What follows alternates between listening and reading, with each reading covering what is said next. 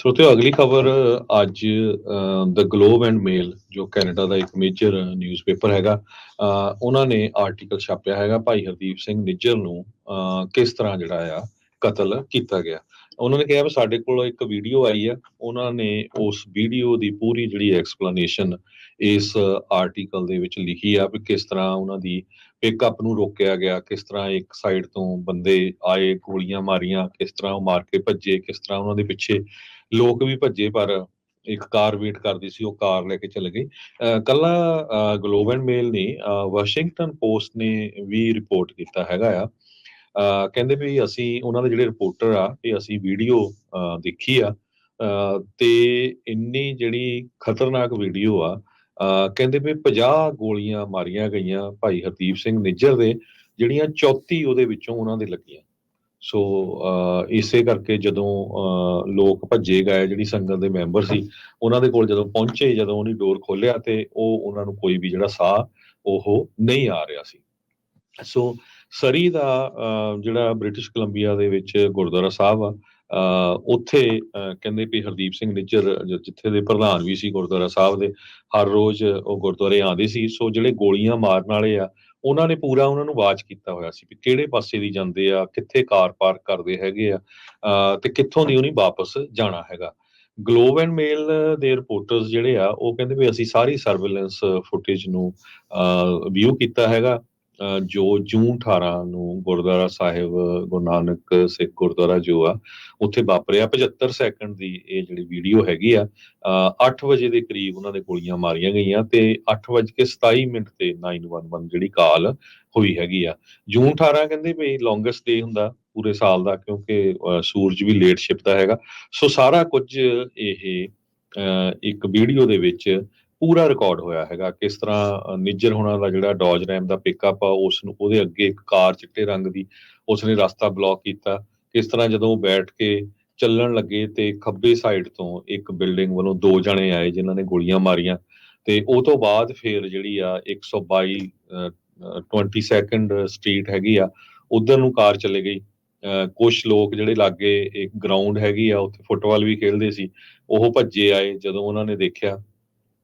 Kabaddi park ਦੇ ਵਿੱਚ ਉਹ ਖੇਲਦੇ ਸੀ ਤੇ ਭਾਈ ਨਿੱਜਰ ਹੋਣਾ ਦੀ ਵੀ ਆਲਰੇਡੀ ਜਿਹੜੀ ਆ ਉਹਨਾਂ ਦੀ ਮੌਤ ਹੋ ਚੁੱਕੀ ਹੈਗੀ ਆ। ਕੁਛ ਕੁ ਜੋ ਗੋਲੀਆਂ ਮਾਰਨ ਵਾਲੇ ਸੀ ਉਹਨਾਂ ਦੇ ਪਿੱਛੇ ਵੀ ਭੱਜੇ, ਪਰ ਉਹਨਾਂ ਨੇ ਕਹਿੰਦੇ ਰਸਤੇ 'ਚ ਭੱਜਦਿਆਂ ਹੋਏ ਇੱਕ ਨੇ ਆਪਣੀ ਗਨ ਵੀ ਕੱਢ ਕੇ ਜਿਹੜੀ ਹਵਾ ਵੱਲ ਨੂੰ ਕੀਤੀ, ਸੋ ਲੋਕ ਪਿੱਛੇ ਹਟ ਗਏ ਤੇ ਅੱਗੇ ਜਾ ਕੇ ਇੱਕ ਕਾਰ ਉਹਨਾਂ ਦੀ ਜਿਹੜੀ ਵੇਟ ਕਰਦੀ ਸੀ। ਇੱਕ ਮਲਕੀਤ ਸਿੰਘ ਆ, ਉਹਨਾਂ ਨੇ ਇਹ ਦੱਸਿਆ, ਤੇ ਉਸ ਕਾਰ ਦੇ ਵਿੱਚ ਬੈਠ ਕੇ ਉਹ ਜਿਹੜੀ ਕੂਗਰ ਕ੍ਰੀਕ ਪਾਰਕ ਹੈਗੀ ਆ ਉੱਥੇ ਲਾਗੇ, ਉੱਥੋਂ ਉਹ ਭੱਜ ਗਏ। ਫਰਾਰ ਹੋ ਗਏ। ਤੇ ਸੋ ਪੁਲਿਸ ਨੇ ਉਸ ਕਾਰ ਨੂੰ ਆਇਡੈਂਟੀਫਾਈ ਕੀਤਾ ਹੈ, 2008 ਦੀ ਜਿਹੜੀ ਆ ਟੋਯੋਟਾ ਕੈਮਰੀ ਕਾਰ ਦੱਸੀ ਗਈ ਹੈਗੀ ਆ। ਇਸੇ ਤਰ੍ਹਾਂ ਇੱਕ ਹੋਰ ਗੁਰਦੁਆਰਾ ਸਾਹਿਬ ਦੇ ਮੈਂਬਰ ਜੋ ਭੁਪਿੰਦਰਜੀਤ ਸਿੰਘ ਆ, ਕਹਿੰਦੇ ਵੀ ਜਿਹੜੇ 2 ਬੰਦੇ ਸੀ ਉਹਨਾਂ ਚੋਂ ਇੱਕ ਹੈਵੀ, ਇੱਕ ਥੋੜਾ ਭਾਰਾ ਸੀ, ਇੱਕ ਪਤਲਾ ਸੀ। ਸੋ ਹੁਣ ਇਹ ਵੀ ਪਤਾ ਲੱਗ ਰਿਹਾ ਕਿ 10 ਦਿਨ ਪਹਿਲਾਂ ਐਗਜ਼ੈਕਟਲੀ ਸੇਮ ਬੰਦਾ ਉਹ ਗੁਰਦੁਆਰਾ ਸਾਹਿਬ ਦੀ ਪਾਰਕਿੰਗ ਲੋਟ 'ਚ ਘੁੰਮਦਾ ਫਿਰਦਾ ਦੇਖਿਆ ਗਿਆ ਹੈਗਾ। ਸੋ ਰੈਕੀ ਕਰ ਰਿਹਾ ਹੋਣਾ ਨਾ ਵੀ ਉਹ ਵੀ ਜੀ। ਕਿੱਦਾਂ ਕੀ ਕਰਨਾ, ਕਿੱਥੇ ਕਾਂਡ ਕਰਨਾ, ਕਿੱਧਰ ਨੂੰ ਜਿਹੜਾ ਉਹ ਭੱਜਣਾ ਹੈਗਾ ਆ। ਸੋ ਪੂਰਾ ਜਿਹੜੀ ਆ ਸਰਵੇਲੈਂਸ ਜਿਹੜੀ ਫੁਟੇਜ ਆ ਉਹ ਆਈ ਤਾਂ ਹੈਗੀ ਆ ਪਰ ਸਾਰਿਆਂ ਦੇ ਲਈ ਨਹੀਂ ਆ। ਸੋ ਆਪਾਂ ਇਹ ਚੀਜ਼ ਜਿਹੜੀ ਉਹ ਕਲੀਅਰ ਕਰ ਦਈਏ, ਗਲੋਬ ਐਂਡ ਮੇਲ ਦੀਆਂ ਕੁਝ ਪੱਤਰਕਾਰਾਂ ਦੇ ਦੁਆਰਾ ਹੀ ਉਸ ਨੂੰ ਜਿਹੜਾ ਉਹ ਹਾਲ ਦੀ ਘੜੀ ਦੇਖਿਆ ਗਿਆ ਆ। ਸੋ ਪਹਿਲਾਂ ਲੱਗ ਰਿਹਾ ਸੀਗਾ ਵੀ ਸ਼ਾਇਦ ਜਨਤਕ ਕਰ ਦਿੱਤੀ ਜਾਊਗੀ, ਪਰ ਹੋਪਫੁਲੀ ਆਉਣ ਵਾਲੇ ਸਮੇਂ ਦੇ ਵਿੱਚ ਜਿਹੜਾ ਉਹ ਲੱਗੂਗਾ। ਪਰ ਇਹਨਾਂ ਨੇ ਜਿਹੜੀ ਚੀਜ਼ ਦੇਖੀ ਆ, ਦੇਖੋ ਵੀ 75 ਸਕਿੰਟਾਂ ਦੇ ਵਿੱਚ ਕਿਸ ਤਰੀਕੇ ਦੇ ਨਾਲ ਇਹ ਪੂਰਾ ਕਾਂਡ ਜਿਹੜਾ ਉਹ ਕਰ ਗਏ। ਕਈ ਦਿਨ ਤੋਂ ਓਬਵੀਅਸਲੀ ਉਹ ਰੈਕੀ ਕਰ ਰਹੇ ਹੋਣਗੇ। ਆਪਾਂ ਵੀ ਜਿਹੜਾ ਉਹ ਦੇਖੀਏ ਤਾਂ ਜਦੋਂ ਕੋਈ ਅਣਪਛਾਤਾ ਜਿਹਾ ਬੰਦਾ ਆ ਰਿਹਾ ਹੁੰਦਾ ਆ, ਉਹ ਕੁਛ ਕਰ ਰਿਹਾ ਹੋਵੇ ਤਾਂ ਸ਼ੱਕ ਜਿਹਾ ਹੋਣ ਲੱਗ ਜਾਂਦਾ ਵੀ ਪਤਾ ਨਹੀਂ ਕੀ ਆ। ਪਰ ਗੁਰਦੁਆਰਾ ਦੇਖਦੇ ਹੋਏ ਬੰਦਾ ਕਹਿੰਦਾ ਵੀ ਚੱਲ ਖੌਰੇ ਪਤਾ ਨਹੀਂ ਇਹਨੂੰ ਕਿਹੜੀ ਜਿਹੜੀ ਉਹ ਜ਼ਰੂਰਤ ਹੋਣੀ ਆ। ਇਸ ਤਰੀਕੇ ਦੇ ਨਾਲ ਗੱਡੀਆਂ ਜਿਹੜੀਆਂ ਉਹ ਵਰਤ ਕੇ ਉਹਨਾਂ ਦੇ ਪਿੱਕੇ ਦਾ ਜਿਹੜਾ ਉਹ ਰੋਕਿਆ ਗਿਆ, ਬਲੌਕ ਕੀਤਾ ਗਿਆ, ਫਿਰ ਉੱਥੋਂ ਦੌੜ ਕੇ ਭੱਜੇ। ਜਿਹੜੀ ਸਿਲਵਰ ਗੈਟਵੇ ਕਾਰ ਸੀਗੀ ਉੱਥੇ ਤੱਕ ਉਹ ਗਏ ਤਾਂ ਉੱਥੋਂ ਜਿਹੜਾ ਬਾਅਦ 'ਚ ਉਹ ਫਰਾਰ ਹੋ ਗਏ। ਸੋ ਮਲਟੀਪਲ ਗੱਡੀਆਂ, ਮਲਟੀਪਲ ਲੋਕ ਇਸ ਦੇ ਵਿੱਚ ਕੁੱਲ ਜਿਹੜੇ ਉਹ ਸ਼ਾਮਲ ਸੀ। 50 ਦੇ ਇਰਦ ਗਿਰਦ ਗੋਲੀਆਂ ਚੱਲੀਆਂ, 34 ਜਿਹੜੀਆਂ ਭਾਈ ਨਿੱਜਰ ਦੇ ਜਿਹੜੀਆਂ ਉਹ ਲੱਗੀਆਂ। ਜਿਨ੍ਹਾਂ ਦਾ ਦੱਸ ਰਹੇ ਆ ਭੁਪਿੰਦਰਜੀਤ ਸਿੰਘ, ਕਹਿੰਦੇ ਵੀ ਉਹ ਦੇਖ ਰਹੇ ਸੀ ਕਬੱਡੀ ਪਾਰਕ 'ਚ, ਜਿੱਦਾਂ ਤੁਸੀਂ ਦੱਸਿਆ ਵੀ ਉਹ ਖੇਡ ਰਹੇ ਸੀਗੇ। ਕਹਿੰਦੇ ਮੈਨੂੰ ਹੱਥ ਹੁੱਥ ਲਾ ਕੇ ਜਦੋਂ ਦੇਖਿਆ ਗੋਲੀਆਂ ਚੱਲੀਆਂ ਤਾਂ ਅਸੀਂ ਭੱਜ ਕੇ ਉੱਧਰ ਨੂੰ ਜਦੋਂ ਆਏ ਤਾਂ ਮੈਂ ਚੈੱਕ ਕਰਨ ਦੀ ਕੋਸ਼ਿਸ਼ ਕੀਤੀ, ਹੱਥ ਹੁੱਥ ਹਿਲਾ ਕੇ ਦੇਖਣ ਦੀ ਕੋਸ਼ਿਸ਼ ਕੀਤੀ, ਪਰ ਉਹ ਸਾਹ ਨਹੀਂ ਸੀ ਲੈ ਰਿਹਾ। ਕਹਿੰਦਾ ਵੀ ਮੈਨੂੰ ਲੱਗ ਰਿਹਾ ਸੀਗਾ ਵੀ ਇਹਨਾਂ ਦੀ ਜਿਹੜੀ ਉੱਥੇ ਮੌਤ ਹੋ ਗਈ ਆ। ਗੱਡੀ ਦੇ ਸ਼ੀਸ਼ੇ ਟੁੱਟੇ ਪਏ ਸੀ, ਮਿਰਰ ਜਿਹੜੇ ਸਾਈਡ ਮਿਰਰ ਆ ਉਹ ਸਾਰੇ ਪਾਸੇ ਖਿਲਰੇ ਪਏ ਸੀਗੇ ਤੇ ਬਾਡੀ ਦੇ ਵਿੱਚ ਕਈ ਗੋਲੀਆਂ ਜਿਹੜੀਆਂ ਉਹ ਲੱਗੀਆਂ ਸੀ। ਮੋਸਟਲੀ ਉਹਨਾਂ ਦੇ ਕਹਿੰਦੇ ਖੱਬੇ ਪਾਸੇ, ਜਦੋਂ ਡਰਾਈਵਿੰਗ ਸਾਈਡ ਆਪਣੇ ਲੈਫਟ ਸਾਈਡ ਤੇ ਆ, ਸੋ ਉਸ ਪਾਸੋਂ ਹੀ ਜਿਹੜਾ ਉਹ ਅਟੈਕ ਕੀਤਾ ਗਿਆ ਸੀ, ਜਿਸ ਪਾਸੇ ਡਰਾਈਵ ਉਹ ਕਰ ਰਹੇ ਸੀ, ਵੀ ਉਧਰਲੇ ਪਾਸੋਂ ਗੋਲੀਆਂ ਜਿਹੜੀਆਂ ਉਹ ਜ਼ਿਆਦਾ ਲੱਗੀਆਂ ਹੈਗੀਆਂ ਆ। ਸੋ ਉੱਥੇ ਉਹਨਾਂ ਦੀ ਯਾਦ ਦੇ ਵਿੱਚ ਜਿਹੜੀਆਂ ਆਪਾਂ ਨੂੰ ਪਤਾ ਵੀ ਬਾਅਦ ਦੇ ਵਿੱਚ ਤਸਵੀਰਾਂ ਵੀ ਲਾਈਆਂ ਗਈਆਂ ਆ ਕੈਨੇਡਾ ਦੀ ਕਹਿ ਲਓ ਵੀ ਧਰਤੀ ਦੇ ਉੱਤੇ, ਇਹ ਖਾਲਿਸਤਾਨ ਦੇ ਲਈ ਸ਼ਹੀਦ ਹੋਣ ਵਾਲੇ ਜਿਹੜੇ ਪਹਿਲੇ ਇਹ ਜਿਹੜੇ ਦੇਖੇ ਜਾਂਦੇ ਆ ਭਾਈ ਹਰਦੀਪ ਸਿੰਘ ਨਿੱਜਰ। ਸੋ ਇਹ ਸਾਰਾ ਕੁਝ ਜਿਹੜਾ ਉੱਥੇ ਵਾਪਰਿਆ ਆ। ਮਲਕੀਤ ਸਿੰਘ ਉਹਨਾਂ ਨੇ ਦੱਸਿਆ ਵੀ ਉਹ ਪਿੱਛੇ ਭੱਜ ਰਹੇ ਸੀ। 121ਵੀਂ ਜਿਹੜੀ ਸਟਰੀਟ ਆ ਕਲਡੇ ਸੈਕ ਆ, ਉੱਥੇ ਤੱਕ ਉਹ ਪਹੁੰਚੇ ਤਾਂ ਉਹ ਆਪਣੀ ਦੂਸਰੀ ਗੱਡੀ ਦੇ ਵਿੱਚ ਭੱਜ ਗਏ ਸੀਗੇ। ਕਹਿੰਦੇ ਵੀ ਜਦੋਂ ਉਧਰੋਂ ਦੀ ਭੱਜ ਰਹੇ ਸੀਗੇ ਤਾਂ ਜਿਹੜੇ ਗੋਲੀ ਚੱਲਣ ਤੋਂ ਬਾਅਦ 'ਚ ਇੱਕ ਜਿਹੜਾ ਖਾਸ ਮੁਸ਼ਕ ਹੁੰਦਾ ਆ ਗੋਲੀ ਚੱਲਣ ਦਾ, ਬਰੂਦ ਦਾ, ਗਨ ਪਾਊਡਰ ਦਾ, ਉਹ ਕਹਿੰਦੇ ਵੀ ਉੱਥੇ ਉਹ ਉਹਨਾਂ ਨੇ ਜਿਹੜਾ ਉਹ ਮਹਿਸੂਸ ਕੀਤਾ ਸੀਗਾ। ਸੋ ਅਨਅਧਿਕਾਰਿਤ ਜਿਹੜਾ ਰੈਫਰੈਂਡਮ ਆ ਉਹ ਚੱਲ ਰਿਹਾ ਹੈਗਾ ਆ, ਸਿੱਖ ਫਾਰ ਜਸਟਿਸ ਦੇ ਦੁਆਰਾ ਜਿਹੜਾ ਉਹ ਕਰਵਾਇਆ ਜਾ ਰਿਹਾ ਆ। ਇੱਥੇ ਵੀ ਇਸੇ ਹੀ ਗੁਰੂ ਘਰ ਦੇ ਵਿੱਚ ਇਵੈਂਚੁਅਲੀ ਬਾਅਦ 'ਚ ਉੱਥੇ ਵੋਟਿੰਗ ਜਿਹੜੀ ਉਹ ਹੋਈ ਸੀਗੀ। ਸੋ ਰਿਕਾਰਡ ਤੋੜ ਉੱਥੇ ਵੀ ਕਾਫੀ ਵੋਟਾਂ ਜਿਹੜੀਆਂ ਉਹ ਪਈਆਂ ਸੀਗੀਆਂ।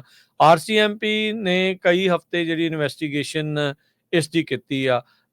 ਇਸ ਦੇ ਵਿੱਚ ਕਿਹੜੇ ਚਾਰਜਿਸ ਲਾਏ ਜਾਣੇ ਆ ਇਸ ਮਾਮਲੇ ਦੇ ਵਿੱਚ, ਉਹਦੇ ਬਾਰੇ ਜਿਹੜਾ ਆ ਉਹ ਹੁਣ ਦੇਖਣਾ ਜੀ। ਆ। RCMP ਨੇ ਅਜੇ ਤੱਕ ਕੋਈ ਕਮੈਂਟ ਨਹੀਂ ਕੀਤਾ ਵੀ ਪੋਟੈਂਸ਼ੀਅਲ ਜਿਹੜੀ ਆਨਗੋਇੰਗ ਇਨਵੈਸਟੀਗੇਸ਼ਨ ਕੈਨੇਡਾ ਜਾਂ ਹੋਰ ਮੁਲਕਾਂ ਦੇ ਵਿੱਚ ਵੀ ਕੋਈ ਚੱਲ ਰਹੀ ਹੈ ਜਾਂ ਨਹੀਂ। ਇਹਦੇ ਮਾਮਲੇ ਦੇ ਵਿੱਚ ਇਹ ਕਤਲ ਤੋਂ ਬਾਅਦ ਦੇ ਵਿੱਚ ਹੀ 3 ਮਹੀਨਿਆਂ ਬਾਅਦ ਜਸਟਿਨ ਟਰੂਡੋ ਨੇ ਆਪਣੇ ਸਦਨ ਦੇ ਵਿੱਚ ਖੜ ਕੇ ਕਿਹਾ ਸੀ, ਭਾਰਤ ਦੇ ਉੱਤੇ ਉਂਗਲ ਚੱਕੀ ਸੀ ਵੀ ਇਸ ਕਤਲ ਦੇ ਵਿੱਚ ਸਿੱਧਾ ਉਹਨਾਂ ਦਾ ਜਿਹੜਾ ਉਹ ਹੱਥ ਹੈਗਾ ਆ। ਅਜੇ ਕੈਨੇਡੀਅਨ ਸਿਕਿਉਰਿਟੀ ਇੰਟੈਲੀਜੈਂਸ ਸਰਵਿਸ ਨੇ ਨਿੱਜਰ ਹੁਣਾਂ ਨੂੰ ਵੀ ਇਤਲਾਹ ਕੀਤੀ ਸੀ ਵੀ ਤੁਹਾਡੀ ਜਾਨ ਨੂੰ ਖਤਰਾ ਹੋ ਸਕਦਾ ਆ। ਲੋਕ ਉਹਨਾਂ ਦੇ ਉੱਤੇ ਵੀ ਸਵਾਲ ਚੁੱਕਦੇ ਆ ਵੀ ਭਾਈ ਤੁਸੀਂ ਫਿਰ ਉਹਨਾਂ ਦੀ ਜਾਨ ਨੂੰ ਬਚਾਉਣ ਦੇ ਲਈ ਕੀਤਾ ਕੀ? ਇਹੀ ਨਹੀਂ, ਇਸ ਤੋਂ ਇਲਾਵਾ ਹੋਰ ਵੀ ਕਈ ਜਿਹੜੇ ਆ ਚੀਜ਼ਾਂ ਨੂੰ ਜਿਹੜਾ ਉਹ ਆਪਾਂ ਦੇਖਿਆ ਵੀ ਕਈਆਂ ਨੂੰ ਉਹਨਾਂ ਨੇ ਇਤਲਾਹ ਕੀਤੀ ਆ, ਪਰ ਕੀ ਉਹਨਾਂ ਨੂੰ ਬਚਾਉਣ ਦੇ ਲਈ ਵੀ ਕੋਈ ਕਦਮ ਚੱਕੇ ਜਾ ਰਹੇ ਆ? ਇਹ ਜਿਹੜੇ ਇੱਕ ਵੱਡੇ ਜਿਹੜੇ ਸਵਾਲ ਆ ਜਿਨ੍ਹਾਂ ਦਾ ਜਵਾਬ ਨਹੀਂ। ਗਲੋਬਲ ਮੇਲ ਅੱਗੇ ਜਾ ਕੇ ਲਿਖਦਾ ਆ ਵੀ ਜਿਹੜੀ ਕੈਨੇਡਾ ਦੇ ਵਿੱਚ ਵਰਲਡ ਸਿੱਖ ਆਰਗੇਨਾਈਜੇਸ਼ਨ ਆ, ਉਹਨਾਂ ਨੇ ਇਹ ਕਿਹਾ ਆ ਵੀ ਹੁਣ ਇੰਨਾ ਲੰਮਾ ਸਮਾਂ ਹੋ ਗਿਆ ਵੀ RCMP ਜਿਹੜੀ ਆ ਉਹ ਕੀ ਕਰ ਰਹੀ ਹੈਗੀ ਆ। ਉਹਨਾਂ ਨੇ 9 ਮਹੀਨਿਆਂ ਦੇ ਵਿੱਚ ਸ਼ੂਟਿੰਗ ਹੋਈ ਨੂੰ ਹੋ ਗਏ ਆ, ਬੰਦਾ ਵੀ ਚਲਾ ਗਿਆ, ਤੇ ਕਿੱਥੇ ਤੱਕ ਇਹਨਾਂ ਦੀ ਜਿਹੜੀ ਇਨਵੈਸਟੀਗੇਸ਼ਨ ਪਹੁੰਚੀ ਹੈਗੀ ਆ। ਕਹਿੰਦੇ ਵੀ ਬਲਪ੍ਰੀਤ ਸਿੰਘ ਜੋ ਸਪੋਕਸਪਰਸਨ ਆ, ਉਹ ਕਹਿੰਦੇ ਵੀ justice delayed is justice denied. ਜਿੰਨਾ ਲੇਟ ਹੋ ਰਿਹਾ ਉਹਦੇ ਨਾਲ ਕੁਝ ਹੋਣਾ ਨਹੀਂ ਹੈਗਾ। ਕੈਨੇਡੀਅਨ ਸਿਕਿਉਰਿਟੀ ਇੰਟੈਲੀਜੈਂਸ ਏਜੰਸੀਜ਼ ਜਦੋਂ ਉਹਨਾਂ ਨੂੰ ਪਤਾ ਸੀ ਵੀ ਉਹ ਟਾਰਗੇਟ ਹੈਗਾ, ਉਹ ਕਿਉਂ ਨਹੀਂ ਉਹਨਾਂ ਨੇ ਜਿਹੜਾ ਐਕਟ ਕੀਤਾ ਹੈਗਾ? ਇਹ ਇੱਕ ਬਹੁਤ ਵੱਡਾ ਇਸ਼ੂ ਬਣਦਾ ਹੈ। ਜਦ ਕਿ ਸਾਡੀ ਸਰਕਾਰ ਅਮਰੀਕਾ ਨੇ ਜਦੋਂ ਉਹਨਾਂ ਨੂੰ ਗੁਰਪਤਵੰਤ ਸਿੰਘ ਪੰਨੂ ਦੇ ਸੰਬੰਧ ਦੇ ਵਿੱਚ ਪਤਾ ਲੱਗਾ ਸੀ, ਕਿਸ ਤਰ੍ਹਾਂ ਬੰਦੇ ਨੂੰ ਪਹਿਲਾਂ ਹੀ ਜਿਹੜਾ ਆ ਉਹ ਅਰੈਸਟ ਜਿਹੜਾ ਪਤਾ ਕਰ ਲਿਆ ਤੇ ਉਹ ਚੈਸਲੋਵਾਕੀਆ ਦੇ ਵਿੱਚ ਆਲਰੇਡੀ ਜੇਲ੍ਹ ਦੇ ਵਿੱਚ ਹੈਗਾ ਆ। ਦਸੰਬਰ 27 ਨੂੰ ਗਲੋਬਲ ਮੇਲ ਨੇ ਰਿਪੋਰਟ ਕੀਤਾ ਸੀ ਗਵਰਨਮੈਂਟ ਸੋਰਸਸ ਦੇ ਥਰੂ ਵੀ 2 ਬੰਦਿਆਂ ਦੀ ਜਿਹੜੀ ਇਨਵੈਸਟੀਗੇਸ਼ਨ ਚੱਲ ਰਹੀ ਆ, ਜਿਨ੍ਹਾਂ ਨੇ ਭਾਈ ਨਿੱਜਰ ਨੂੰ ਗੋਲੀਆਂ ਮਾਰੀਆਂ ਸੀਗੀਆਂ, ਤੇ ਆਲਰੇਡੀ ਉਹ ਪੋਲੀਟੀਕਲ ਸਰਵੇਲੈਂਸ ਦੇ ਅੰਡਰ ਹੈਗੇ ਆ। ਤੇ ਸੀਨੀਅਰ ਫੈਡਰਲ ਸੋਰਸ ਜਿਹੜੇ ਆ ਇਹਨਾਂ ਦੇ, ਉਹ ਕਹਿੰਦੇ ਵੀ ਟਰੂਡੋ ਗਵਰਨਮੈਂਟ ਬਹੁਤ ਫਰਸਟ੍ਰੇਟਡ ਆ ਵੀ ਹਜੇ ਤੱਕ ਅਰੈਸਟ ਕਿਉਂ ਨਹੀਂ ਕੀਤੇ ਗਏ। ਪਰ ਇਹ ਗਲੋਬਲ ਮੇਲ ਇਹ ਵੀ ਕਹਿ ਰਿਹਾ ਵੀ ਜਿਹੜੇ ਬੰਦੇ ਇਨਵੋਲਵ ਸੀ ਉਹ ਇੱਥੋਂ ਛੱਡ ਕੇ ਕਿਤੇ ਬਾਹਰ ਨਹੀਂ ਗਏ, ਉਹ ਹਜੇ ਵੀ ਕੈਨੇਡਾ ਦੀ ਧਰਤੀ ਦੇ ਉੱਤੇ ਹੈਗੇ ਆ। ਨਿਊ ਦਿੱਲੀ ਵਾਲੇ ਭਾਈ ਨਿੱਜਰ ਨੂੰ ਤੁਹਾਨੂੰ ਪਤਾ ਹੀ ਆ ਵੀ ਉਹ ਕੀ ਕਹਿੰਦੇ ਰਹਿੰਦੇ ਆ ਵੀ ਜੀ ਉਹ ਉੱਥੇ ਖਾਲਿਸਤਾਨ ਟਾਈਗਰ ਫੋਰਸ ਨੂੰ ਸਪੋਰਟ ਕਰਦਾ ਸੀ।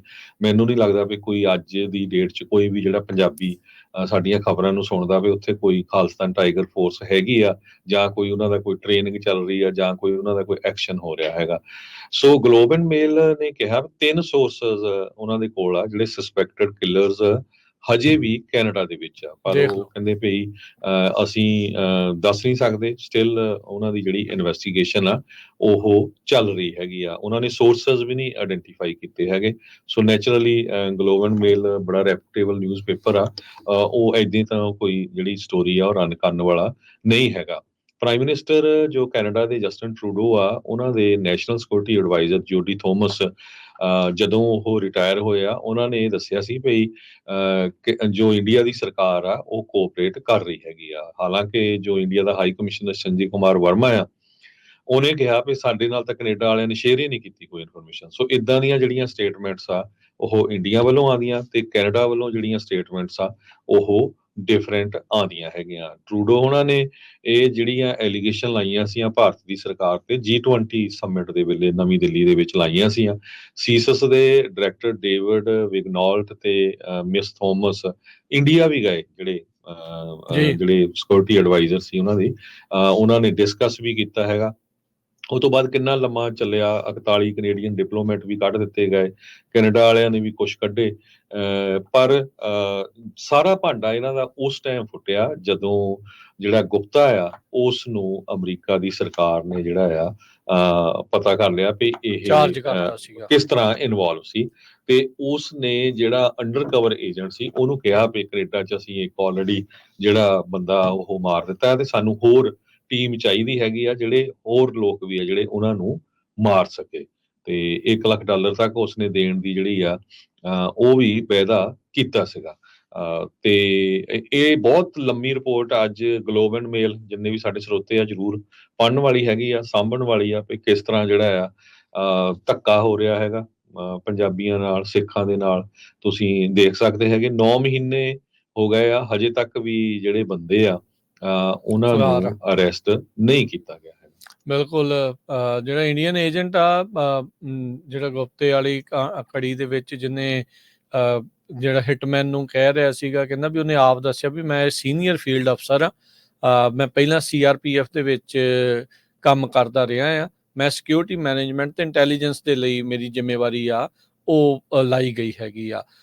ਜਿਸ ਏਜੰਟ ਨੇ $1 ਲੱਖ ਦੇਣਾ ਸੀਗਾ, ਜਿਹੜਾ DEA ਦਾ ਅੰਡਰ ਕਵਰ ਏਜੰਟ ਸੀ, ਉਸਨੂੰ ਉਹਨੂੰ ਉਹ ਕਿਹਾ ਵੀ ਜਿਹੜਾ ਪੰਨੂ ਹੁਣਾਂ ਨੂੰ ਮਾਰਨ ਦੇ ਲਈ, ਉਹਨੇ ਇਹ ਦੱਸਿਆ ਸੀਗਾ ਵੀ ਜਿਹੜੇ ਨਿੱਜਰ ਆ ਉਹ 3 ਜਾਂ 4 ਨੰਬਰ ਦੇ ਉੱਤੇ ਸੀਗਾ ਅਸੈਸੀਨੇਸ਼ਨ ਟਾਰਗੇਟ ਦੇ ਵਿੱਚ, ਕੈਨੇਡਾ ਤੇ US ਦੇ ਵਿੱਚ। ਸੋ ਇਹਦਾ ਮਤਲਬ ਜਿੱਦਾਂ ਪੰਨੂ ਦੇ ਨਾਲ ਨਾਲ ਨਿੱਜਰ ਤੇ ਹੋਰ ਵੀ ਕਈ ਜਾਣਿਆਂ ਦੇ ਉੱਤੇ ਇਹ ਅੱਖ ਰੱਖੀ ਬੈਠੇ ਸੀਗੇ ਵੀ ਅਸੀਂ ਇਹਨਾਂ ਦਾ ਕਤਲ ਜਿਹੜਾ ਉਹ ਕਰਨਾ ਹੈ, ਇਹਨਾਂ ਦੀ ਅਸੈਸੀਨੇਸ਼ਨ ਜਿਹੜੀ ਉਹ ਕਰਨੀ ਹੈਗੀ ਆ। ਸੋ ਹੁਣ ਕਹਿੰਦੇ ਵੀ ਗੁਪਤਾ ਜਿਸ ਮਾਮਲੇ ਦੇ ਵਿੱਚ ਚਾਰਜ ਹੋਇਆ ਆ, ਤੇ ਜੇ ਦੋਨੋਂ ਚਾਰਜ ਇਸ ਤੇ ਸਾਬਤ ਹੋ ਜਾਂਦੇ ਆ ਤਾਂ ਇਸ ਨੂੰ 10 ਸਾਲ ਦੀ ਜਿਹੜੀ ਸਜ਼ਾ ਇਸ ਦੇ ਵਿੱਚ ਹੋ ਸਕਦੀ ਆ। ਚੈੱਕ ਰਿਪਬਲਿਕ ਦੇ ਜਿਹੜੇ ਸੁਪਰੀਮ ਕੋਰਟ ਨੇ ਉੱਥੋਂ ਦੇ ਨੇ ਹਰੀ ਝੰਡੀ ਦੇ ਦਿੱਤੀ ਸੀਗੀ ਵੀ ਭਾਈ ਇਸ ਨੂੰ ਤੁਸੀਂ ਲੈ ਕੇ ਜਾ ਸਕਦੇ ਆ, ਐਕਸਟ੍ਰਾਡਾਈਟ ਹਵਾਲਗਰੀ ਦੀ ਦਿੱਤੀ ਜਾ ਸਕਦੀ ਆ। ਹੁਣ ਉੱਥੇ ਦਾ ਜਿਹੜਾ ਜੇਲ੍ਹਾਂ ਵਾਲਾ ਮੰਤਰੀ ਆ ਉਹਦੀ ਹਰੀ ਝੰਡੀ ਮਿਲਣੀ ਜਿਹੜੀ ਉੱਥੇ ਬਾਕੀ ਹੈਗੀ ਆ। ਸੋ ਇਹ ਸਾਰਾ ਕੁਝ ਜਿਹੜਾ ਉਹ ਚੱਲ ਰਿਹਾ ਆ। 75 ਸਕਿੰਟਾਂ ਦੇ ਵਿੱਚ ਕਿੱਦਾਂ ਕਾਰਾਂ ਦੀ ਵਰਤੋਂ ਕਰਕੇ ਉਹਨਾਂ ਦਾ ਰਾਹ ਰੋਕਿਆ ਜਾਂਦਾ, ਅੰਨ੍ਹੇਵਾਹ 50 ਤੋਂ ਵੱਧ ਗੋਲੀਆਂ ਚਲਾਈਆਂ ਜਾਂਦੀਆਂ ਆ, ਉੱਥੇ ਖੱਬੇ ਪਾਸੇ ਉਹਨਾਂ ਦੇ ਸਰੀਰ ਦੇ ਸਭ ਤੋਂ ਵੱਧ ਗੋਲੀਆਂ ਲੱਗਦੀਆਂ ਆ। ਜਿੰਨੀ ਦੇਰ ਤੱਕ ਲੋਕ ਆਉਂਦੇ ਆ ਪਿੱਛੇ ਭੱਜਦੇ ਆ, ਉਹ ਭੱਜ ਕੇ ਉੱਥੋਂ ਨਿਕਲ ਜਾਂਦੇ ਆ। ਇੱਕ ਦੂਜੀ ਖੜੀ ਜਿਹੜੀ ਗੱਡੀ ਆ ਦੂਰ, ਉੱਥੇ ਤੱਕ ਉਹ ਪਹੁੰਚਦੇ ਆ ਤੇ ਉੱਥੋਂ ਬਾਅਦ 'ਚ ਉਹ ਫਰਾਰ ਹੋ ਜਾਂਦੇ ਆ, ਤੇ ਅਜੇ ਤੱਕ ਫਰਾਰ ਨੇ। ਕੀ ਗ੍ਰਿਫਤਾਰੀਆਂ ਹੋ ਰਹੀਆਂ, ਕੀ ਢਿੱਲਾ ਕੰਮ ਜਿਹੜਾ ਉੱਥੇ ਚੱਲ ਰਿਹਾ ਆ, ਉੱਥੋਂ ਦੇ ਜਿਹੜੇ ਸਿੱਖ ਪ੍ਰੈਸ਼ਰ ਤਾਂ ਪਾ ਰਹੇ ਆ, ਪਰ ਹਾਲਾਤ ਆਪਣੇ ਸਾਹਮਣੇ ਹੀ ਆ ਵੀ RCMP ਜਾਂ ਜਿਹੜੀ ਇਨਵੈਸਟੀਗੇਸ਼ਨ ਦੇ ਵਿੱਚ ਕੀ ਕਿੰਨਾ ਕੁਛ ਜਿਹੜਾ ਆ ਉਹ ਅਜੇ ਵੀ ਫਸਿਆ ਹੀ ਪਿਆ ਹੈਗਾ ਜੀ।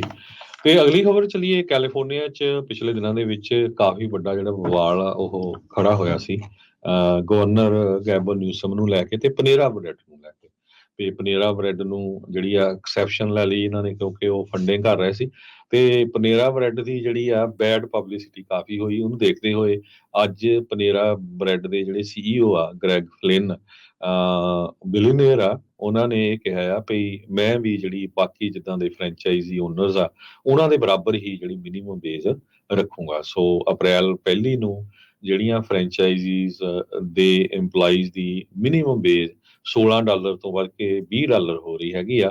ਉਹਦੇ ਵਿੱਚ ਹੁਣ ਪਨੇਰਾ ਬ੍ਰੈਡ ਦੇ ਜੋ ਕਾਮੇ ਹੈਗੇ ਆ, ਜਿਹੜੇ ਉੱਥੇ ਕੰਮ ਕਰਨ ਵਾਲੇ ਲੋਕ ਆ, ਉਹਨਾਂ ਦੀ ਮਿਨੀਮਮ ਵੇਜ ਵੀ $20 ਪਰ ਆਵਰ ਦੇ ਹਿਸਾਬ ਨਾਲ ਹੋਊਗੀ।